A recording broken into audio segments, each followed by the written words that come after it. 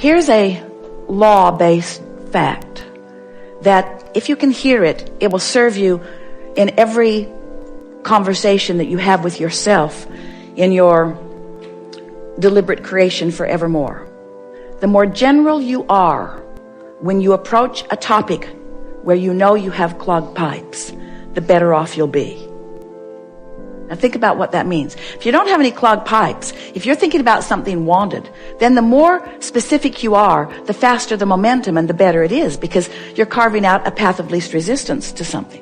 But when you're thinking about something unwanted and adding to what you do not want, then the less specific you are, the better off you'll be. Does that make sense to you? So, you start. What's the goal here?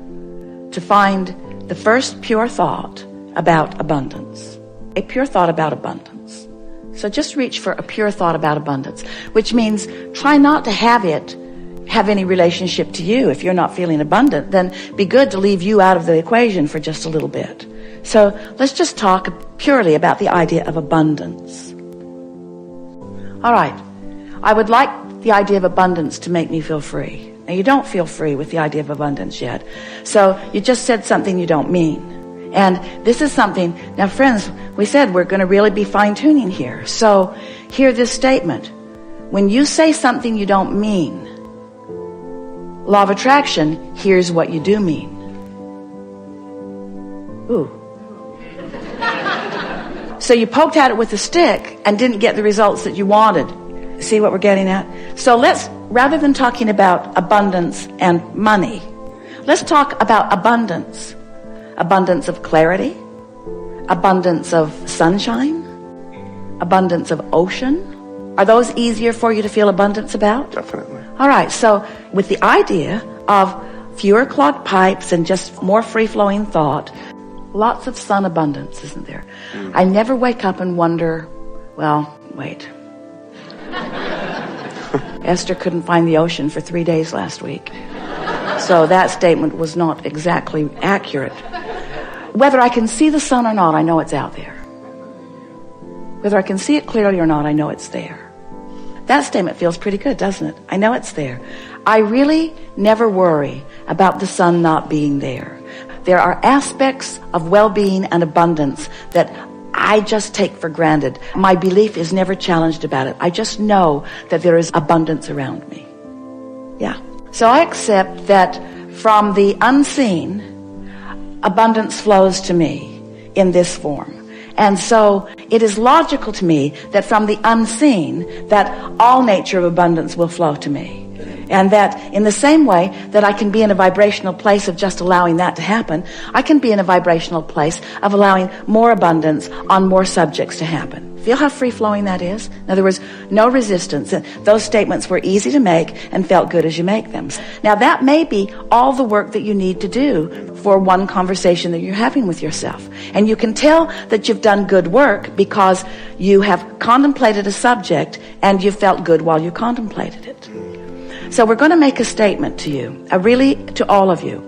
This is another refined point, very fine-tuning, deliberate creators that we are visiting with here today. So how do you feel about the concept of, in order to get the results that you want, if you've got some clogged pipes, just never mind them, lay some new pipes? Doesn't that make perfect sense to you? Isn't that an easy to understand concept? So now we just want to insert this very important understanding. When you're standing in the middle of clogged pipes, and you know you are because you feel uncomfortable, that's not the time to try to lay new pipes, because all you do is increase the clogging of the pipes that already exist. So here's a statement that we want you to remember. We want you to somehow, some way, and we'll talk more about that as we're moving forward, somehow, some way, get on this high-flying disc. Usually happens first thing in the morning, before things have come to thwart it. Sometimes you don't make it to breakfast, But first thing in the morning is when you're most likely to feel it.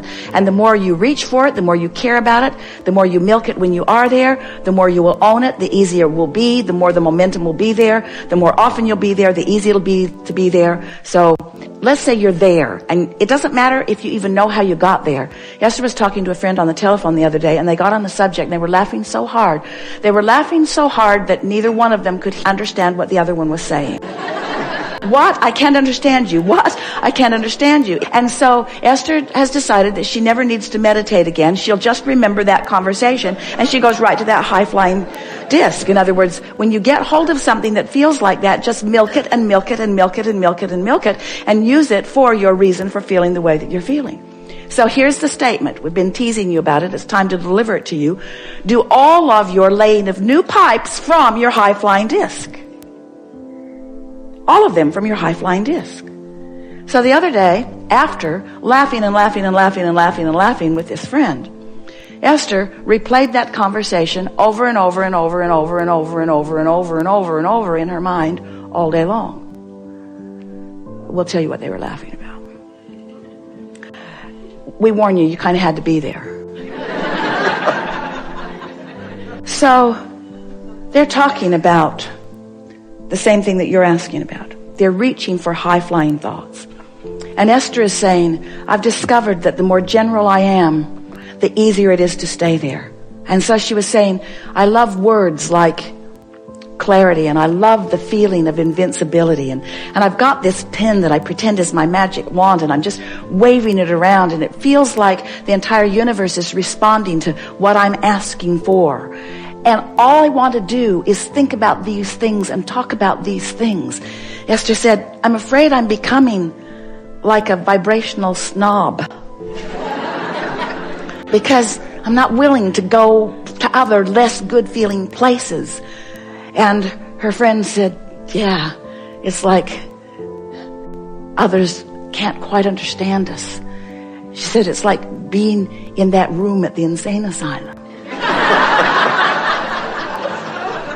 And Esther worked at the state hospital in Blackfoot, Idaho. She knows that room. She's seen that room.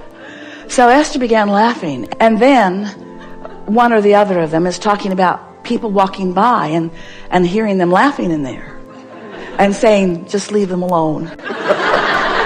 And don't get too close to the door. And then Esther said, yeah, and they'll slip food under the door to us. And her friend said, yeah, and we'll think we manifested it. So on and on and on and on. You've never heard two people snort more. So finding something like that, and milking it just for the fun of it, milking it just for the clarity of it, causes you to practice that high-flying vibration and gain momentum of that high-flying vibration and make it more likely that that is the high-flying vibration that you own. Make it easier to be there. So after that, Esther went to bed that night playing that over and over and over in her mind. She had a long conversation with her daughter Tracy, who was waiting to pick someone up at the airport, telling her the story and laughing and laughing and laughing and laughing and laughing. What fun it is to have conversations with those who, like you, don't mind being locked in that crazy room where you are not facing reality, where your undivided attention is upon whatever subject it is that makes you feel like that. So Esther went to sleep in that vibration. And when she awakened in the morning, such an interesting thing happened. Because her first thought, now she's been listening to us for a long time, talking about how when you prepave, when you go to bed thinking about good things, and you'll wake up thinking about good things. And Esther woke up, and the first thought that was in her mind was maybe the most troubling thought that she's experienced in the last several years. That was the thought that was in her mind. But she was so consciously aware of all of these concepts that we've been talking about that she said to herself right out loud, I've got 16 seconds to shake this thought. 16 seconds to return to my high-flying disc. 16 seconds to lay my new pipes about this subject. And then energy just flooded all through her as she realized that this was her high-flying disc. This was her chance to take a subject that had been troubling and approach it from her high-flying disc. And she left it in a place never to return to again. You see what we're getting at? This is the way that you find clarity. This is the way you find abundance. You wait until you're in that feeling of high-flying abundance, and then you can approach the subject that's a little more troubling if you want to, understanding that it's risky, but it's only 16 seconds of risky, right? You've got 16 seconds. You've got 16 seconds to let it go or to bring it into alignment. Our favorite story that fits right here. We've got to tell it to you now because it means everything. Sometimes it's like you say to us, Abraham, I've jumped out of an airplane and I have no parachute. What do you suggest that I now do? And we say, hang on, it'll be over in a little while. Because there is a momentum that is happening that there is not any action that you're going to be able to offer that's going to make any difference. You understand that? So what we're saying to you is don't struggle, don't fret, don't effort, just crash and burn. It's all right. Because tomorrow you can get up and get on the high-flying disc. Tomorrow you can get up and get on the high-flying disc. Tomorrow you can get up and get on the high-flying disc. Tomorrow you can get up and get on the high-flying disc. And after a few days of tomorrow getting up and getting on the high-flying disc, one day Esther said to us, Abraham, I refuse to accept that I have to wait until tomorrow to get on the high-flying disc. I have tools that you've given me. I can get back up there anytime that I choose to get back up there. So what are we talking about? We're talking about your conscious awareness of your vibrational output, yes? We're talking about your conscious awareness that you are vibrational beings. Yes? We're talking about your awareness that you can choose the vibration of your being in this moment, but that it takes a little practice. Yes? And some subjects have enough momentum going that it's going to take getting up tomorrow and getting up tomorrow and getting up tomorrow and getting up tomorrow and getting up tomorrow and getting up tomorrow and getting up tomorrow and getting up tomorrow. This could take a while. Getting up tomorrow and getting up tomorrow and getting up tomorrow. But if you get up on enough tomorrows and you reach for that high-flying disc and find it, then what happens next will be vivid evidence of how you're doing with your high-flying disc. We so want you to understand that in this day, evidence of what disc you're on is going to be all around you. Esther said the other day, the people around me are making me believe that I might be on the ornery disc. She resented them, but she had to accept she had rendezvoused there with them. You pick the disc and you'll rendezvous with others who have picked the disc, you see. And sometimes if you don't realize that you're on it till you're on it, there's enough momentum going that it's hard to get off of it. But that's the work. So here's the rule of thumb that we would follow if we were standing in your physical shoes. The better we feel, the more we would milk it. The worse we feel, the more we would try to ignore it. That's what Jesus meant when he said, turn the other cheek. Choose your vibration and give it your undivided attention if it feels good. And give it as little attention as you can if it doesn't feel good. So Esther was thinking the other day about the words that we used, and she could feel the poignancy with which we were talking about those clogged pipes in her pond and how they were clogged from neglect.